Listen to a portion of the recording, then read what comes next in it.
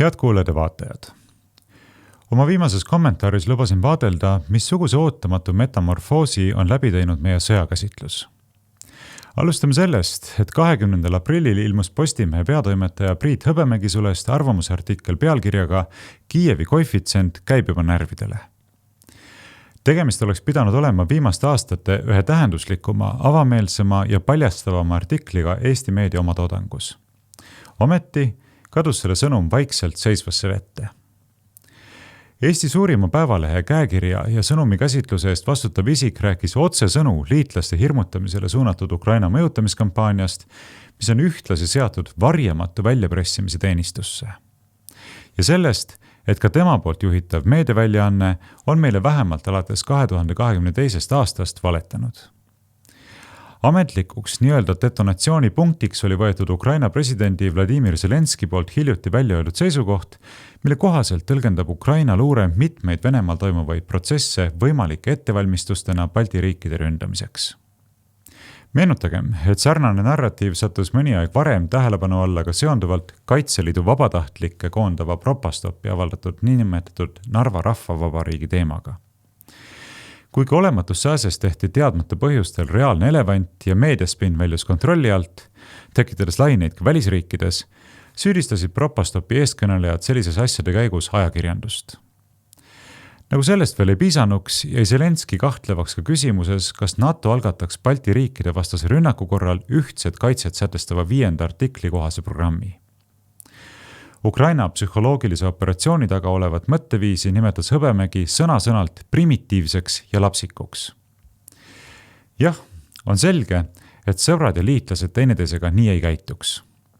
Kui aga siiski käituvad, siis missuguse suhtega on meil õieti tegemist. Hõbemägi sõnul on ta Ukraina strateegilist kommunikatsiooni tähelepanelikult jälginud juba sõja algusest saati ja näinud, kuidas joonistusid välja kesksed narratiivid. Kiirelt võeti üle Venemaa kommunikatsioonistrateegia. See tähendab valetada julmalt, suurendada enda edu ja vähendada oma kaotusi. Hõbemägi nendib, et muidugi oli see lühinägelik tegevus, mille ainsaks tulemuseks või pigem tagajärjeks oli Kiievi kommunikatsiooni usaldusväärsuse langus. Või siis isegi selle kadumine, sest neid teateid lihtsalt ei saanud enam uskuda. Hõbemägi hinnangul heideti kirjeldatud taktika küll üle parda, hinnang, mille osas on lugupidavalt eri arvamusele, kuid tänaseks on see asendunud liitlaste avalikkuse hirmutamisega. Ja järjepidevat hirmutamist kuuleme nii Ukraina presidendi, kõrgemate sõjaväelaste kui ka arvamusliidrite suust. Postimehe peatoimetaja nendib, et kirjeldatud lähenemine on kestnud juba pikka aega ning see ongi avaldanud mõju. Aga paraku sellist, mis on Ukraina soovitule risti vastupidine. Ja endiselt tuleb Ukrainast lähtuvat informatsiooni jagada niinimetatud Kiievi koefitsiendiga, arvestades, et tubli 50% jutust lihtsalt ei vasta tegelikkusele. Ühtlasi arvestades sedagi, et eeltoodu moonutab tegelikku pilti ja piirab ausaid mõtteavaldusi ka ajakirjanduses. Ja et neid punkte, mille osas Eestis ja Euroopa Liidus suu kõvasti kinni peetakse, on palju. Hõbemägi pihtimuslik tunnistus oleks pidanud mõjuma pommina, mitte ainult Eesti meedias, vaid üle kogu meie avaliku arvamuse välja täisspektri. Millegipärast seda ka ei juhtunud. Teadagi miks. Harjumuspäraselt peeti meie täieliselt vabas riigis suu kõvasti kinni. Tõsi, omamoodi naljakal kombel sekundeerisid Hõbemägile momentaalselt mitmed arvajad ja eksperdid, kes on ise juba 5. aastat propagandistlike sõnumite ja niinimetatud ausate mõtteavalduste ehk tegelikult selgete valede levitajad ja võimendajad. Näiteks Riigikogu väliskomisjoni esimees Marko Mihkelson manitses, et Zelenskil pole mõistlik Venemaal appi minna. Sest kahandada liitlaste omavahelist usaldust ja tekitada lõhesid, mis muudaksid kollektiivkaitse klausli rakendumise küsitavaks, on selgelt Venemaa mõjutustegevuse element. Olgugi, et ka Mihkelson nõustus, et Ukraina viited oma luureandmetele on mõnigi kord osutunud täielikeks väljamõeldisteks, jätkas ta ometi sisse töötatud rajal. Tema sõnul on Venemaa kaotanud Ukrainas surnute ja haavatutena 1,5 miljonit inimest.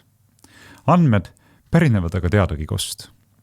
Eks ikka sealt samast, kust lähtuvaid sõnumeid tuleks Hõbemägi sõnul alati Kiievi koefitsiendiga läbi korrutada.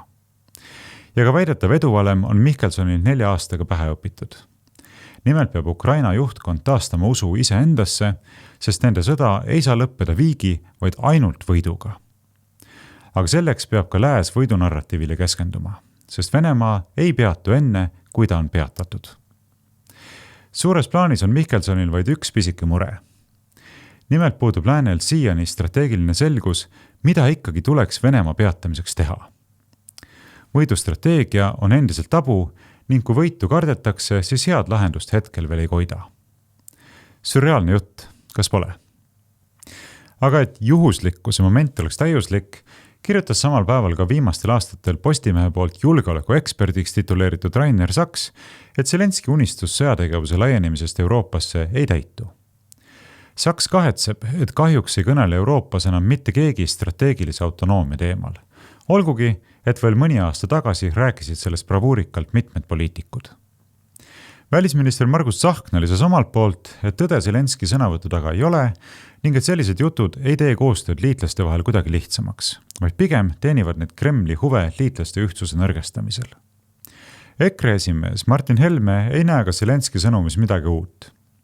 Samas pidas ta vajalikuks toonitada, et ka Eesti ise on andnud kõnealuse narratiivi loomisse suure panuse. Alates Ukraina sõja algusest on inimesi sihipärase jõulisusega hirmutatud, selle varjus makse tõstetud ja uusigi kehtestatud. Ning otse loomulikult kõige sellega paralleelselt sisepoliitilist opositsiooni Kremli käsilasteks demoniseeritud. Riigikogu saalis valitsuse liikmete poolt kasutatava sildistava ja hurjutava retoorikaga on hea kuulaja kindlasti hästi kursis. Vähem on aga ilmselt märgatud, et suure meediakera saatel Eesti inimeste sõjahirmu vähendama palgatud tehnoloogiaakirjanik Henrik Roonemaa maandus juba loetud päevad pärast 4-kuuse käsunduslepingu sõlmimist Riigikantselei valitsuskommunikatsiooni direktori asetäitja ametikohal. Tugeva strateegilise vaatega ja ühiskonna laiemat turvatunnet süvendama pidanud idueksperdi projektide tulemustest ei ole aga paraku palju rääkida. Ühe välkkampaania raames Ukraina valesid läbivalgustav ja psühholoogilisi operatsioone hukkamõiste Postimees jätkab aga ise tegelikult konstantsel, hästi sisse tallatud rajal. Ikka mures sellepärast, et sügisel võib Riigikogu valida mugavuspresidendi ja Eesti võib järgmisel aastal valida mugavusparlamendi. Koosluse, kus erakonnad saavad võtta välja oma Exceli tabelid ja kirjutada sinna, mitu last saaks ühe lennuki eest või mitut tasuta lasteaia kohta või mitu automaksu saaks ära kaotada. Aga võib-olla isegi otsustada, et lennukid on meie jaoks ikkagi liiga kallid. Saaksime seltskonna, kes ei oska ega taha esivanemate kombel suuremalt mõelda. Ja kes niimoodi Exceli tabelis toimetades võib jõuda ka arusaamiseni, et oma riik, vähemalt sellisel kujul, on meile liiga kallis. Sedasi saaksime oma elu ja tuleviku üle otsustama seltskonna, kes ei mõista, et rahva vaimule on Eesti värvides hävitajatel mõõtmatult suurem tähendus, kui on nende sõjaline väärtus. Ja, isegi kui meid jälle okupeeritakse, siis on ju teadmine, et kusagil lendavad liitlaste õhuvägede koosseisus ka meie oma Eesti hävitajad, mille piloodikabiinis istuvad meie oma Eesti poisid, niivõrd võimas stratkom, et sellele ei ole küll midagi kõrvale panna. Postimehe arvates ei tohiks alahinnata ka sellise momendi mõju meie liitlastele ja vastastele. Ehk kui me ikkagi soetaksime oma hävitajad, siis ütleksid ameeriklased kindlasti tunnustavalt Estonians mean business ja patsutaksid eksiilis toimetavad kaitseministrit õlale. Venelased ei saaks aga meid enam nii lihtsalt mõnitada.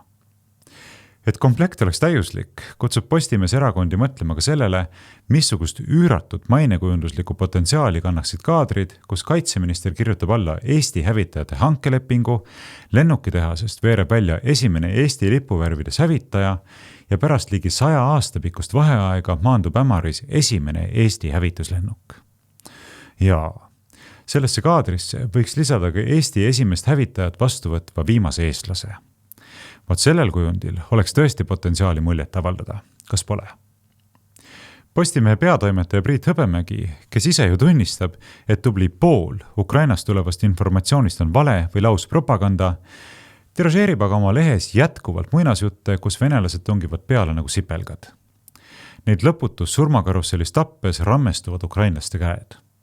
On selline tunne, nagu teeksid Vene väejuhid oma sõduritega eksperimenti. Kui palju nad suudavad lasta neid ära tappa? Kes neist suudab lasta rohkem oma mehi ära tappa? Mis te arvate, ega sellise jutu Eesti avalikkusele vahendamine või ometi Ukraina valeliku lauspropaganda žanrisse paigutada? Ega ju. Ometi ei ole täna enam nii lihtne maha vaikida tegelikke eksperimenteerijaid. Skandaali sattunud Ukraina kindralstaap oli sunnitud teatama, et vallandati 14. brigaadi ja 10. korpuse komandörid, sest kinnitust leidis Harkivi suunal paikneva brigaadi süstemaatiline toidu ja veeta jätmine. Lompidest vihmavett joovad võitlejad päästis piinarikas surmast vaid nende lähedaste ennastsalgav tegevus. Ja mõistagi jätkab Postimehe veergudel ka Rainer Saks.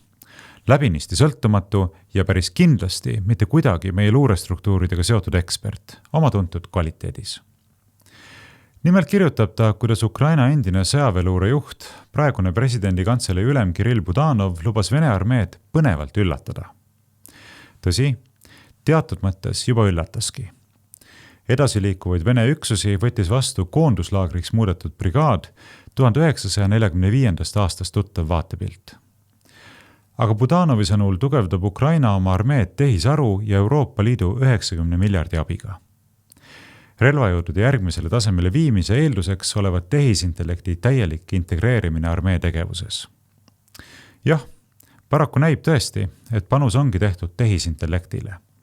Ja inimene on taaskord kõige odavam kulumaterjal. Ei ole midagi teha. Paratamatult kerkivad neid ridu lugedes esile teatud paralleelid ajaloost. Esmalt meenub seejuures Kiievi kubermangus sündinud juut Lazar Kaganovitš, tegeliku nimega Lazar Moissejevitš Kogan, Stalini üks lähemaid kaastöölisi. Nõukogude massimõrvade, sealhulgas Ukraina Holodomori peaarhitektiks peetu, jõhker ja kompromissitu kiriku ja religiooni vastu võitleja. Siiski on hoomamatu õiglase rahu ja Venemaa kapituleerumisega rehkendatav võiduvalem tasapisi teed andmas alternatiivsetele, oluliselt ratsionaalsematele arutluskäikudele. Olukorras, kus perspektiivina terendab lähiajalu suurima mõjuga majanduskaos, on ettevaatlikult esile kerkimas mõtted läbirääkimistest ja teatud kompromissi võimalusest. Teisipäeval Helsingis antud ühisel pressikonverentsil ütlesid Eesti ja Soome presidendid Alar Karis ja Alexander Stubb, et paratamatult tuleb aeg, mil Venemaaga tuleb taas suhtlema hakata. Stubb märkis seejuures ära, et läbirääkija ja kokkuleppija rolli loovutamine USA-le ei ole Euroopa vaatest kaugeltki parim lahendus.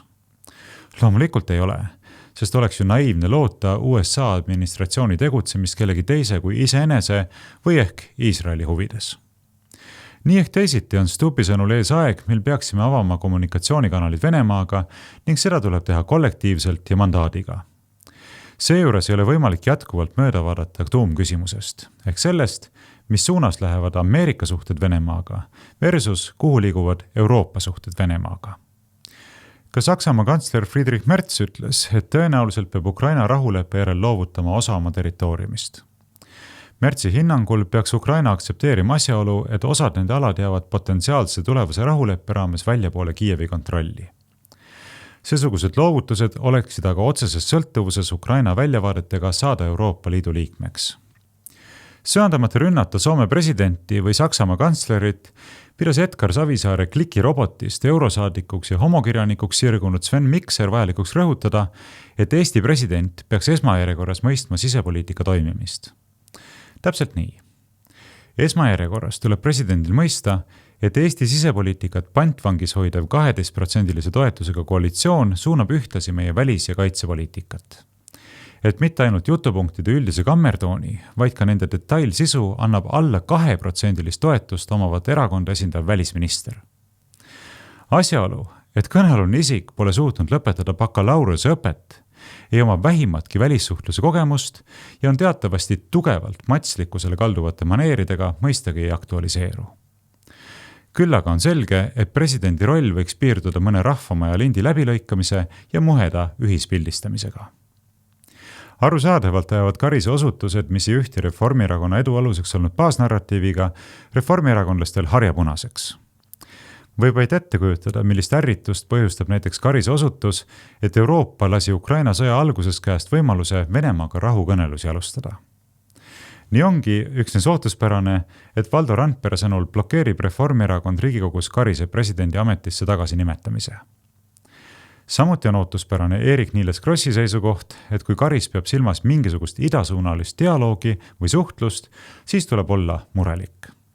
Sest see oleks enda endiseks luurekoordinaatoriks kutsuda laskva mehe hinnangul vastuolus nii Eesti kui kogu vaba maailma selgelt väljendatud huvide ja põhimõtetega.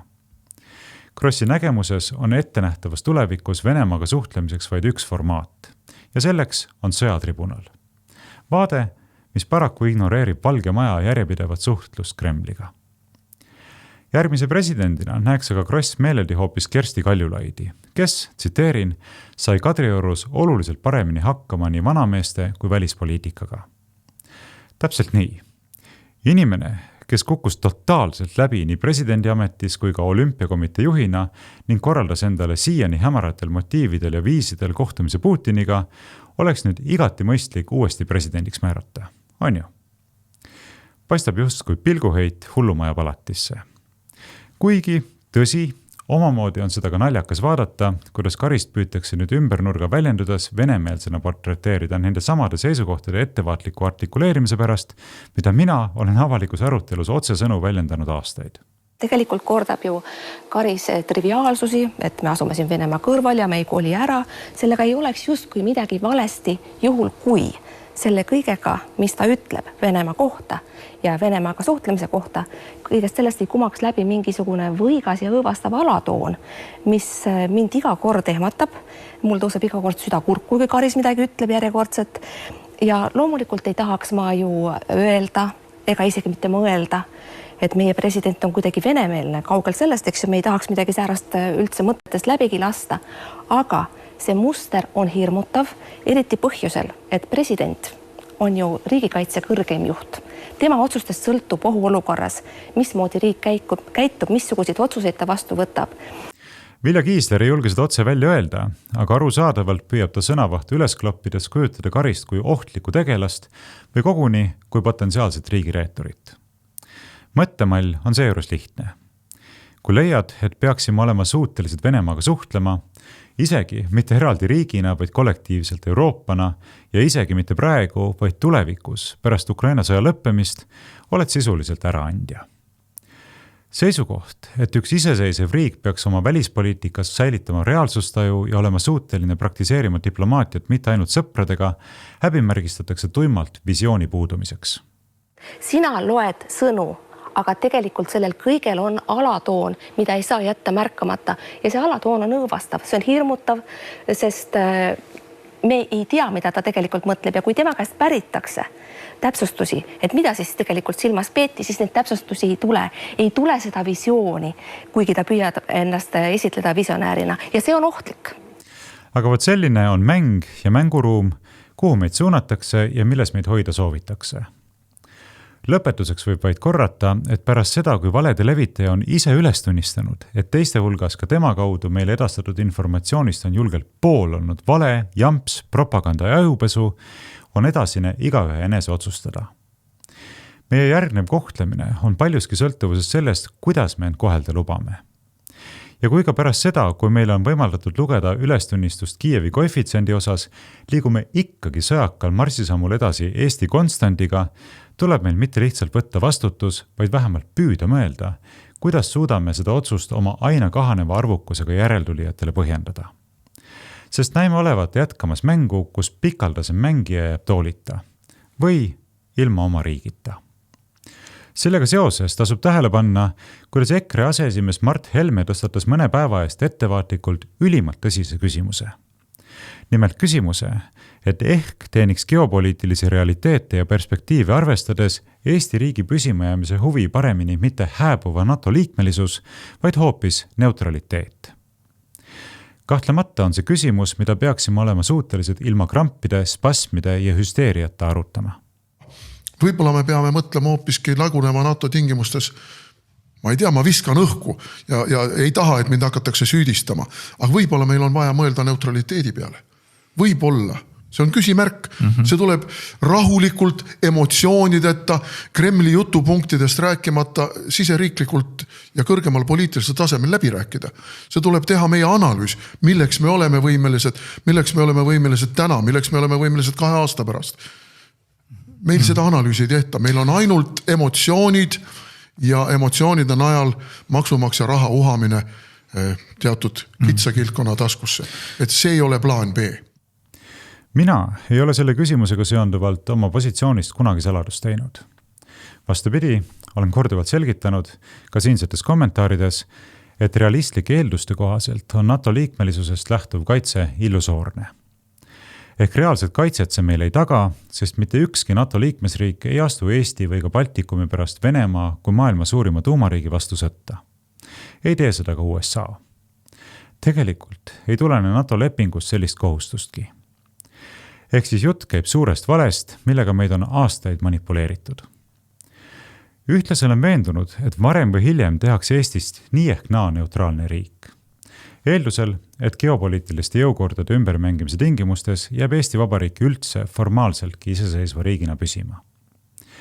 Aga kui meid sunnitakse sellesse positsiooni, saab meie olukord olema ilmselgelt palju raskem kui juhul, kui valime neutraliteedi vabatahtlikult. Seetõttu oleks Eestis tegelikult tarvis erakonda, mis seaks julgelt ja selgelt eesmärgiks nii väljaastumise Euroopa Liidust kui ka NATOst. Ilma mingi valehäbita, täiesti avalikult. Tõsi, see positsioon ei oleks valitseva avaliku arvamuse valguses populaarne. Aga eks lõpuks tulebki poliitikutel ja parteidel valida, kas rääkida ja teha seda, mis on populaarne, või siis pigem seda, mis on õige ja vajalik. Kas tantsida avaliku arvamuse järgi või olla selle suunajaks? Mõtteainet on siin küll ja veel, mis tõttu tuleb nende küsimuste juurde kindlasti tagasi tulla. Tänaseks aga tänan teid kuulamast, vaatamast ja kaasa mõtlemast. Kui peate vajalikuks minu välis- ja julgeolekupoliitika kommentaaride projektile kaasa aidata, siis selleks tarviliku info leiate minu kodulehelt aadressiga varrovooglaid.ee. Kuulmiseni!